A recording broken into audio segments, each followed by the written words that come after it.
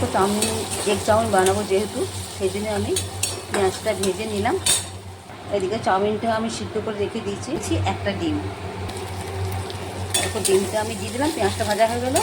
Egg chowmein বানানো খুব সোজা, জানো তো, তাড়াতাড়ি হয়ে যায়। ভেজ চাউমিন করতে গেলে একটু দেরি হয়, বিনস, গাজর, ক্যাপসিকাম, কাঁচা লঙ্কা সব ভাজতে হয়, এটা কিন্তু তাড়াতাড়ি হয় খুব।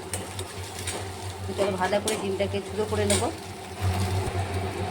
একটা কাঁচা লঙ্কা দিয়ে দিলাম, আর একটু হলুদ দিয়েছি, একটু নুন দিয়েছি।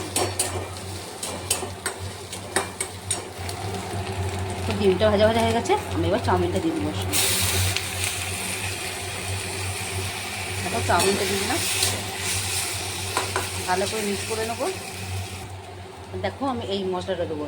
চাউমিন যদি খুব টেস্ট করতে চাও তো এই মশলাটা অতি অবশ্যই দেবে, খুব সুন্দর এই চাউমিন মশলাটা। আমি সবসময় এটাই ব্যবহার করি, এইটা পুরো টেস্টটা পাল্টে দেয় চাউমিনে, জানো তো। আর তার সঙ্গে তো একটু ম্যাগি মশলা দিতেই হবে।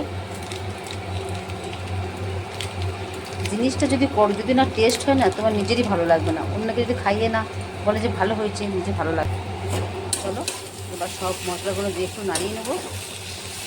সন্ধ্যে টিফিনে এটা খুব তাড়াতাড়ির মধ্যে খুব ভালো হয়। দেখো চাউমিনটা আমার হয়ে গেল।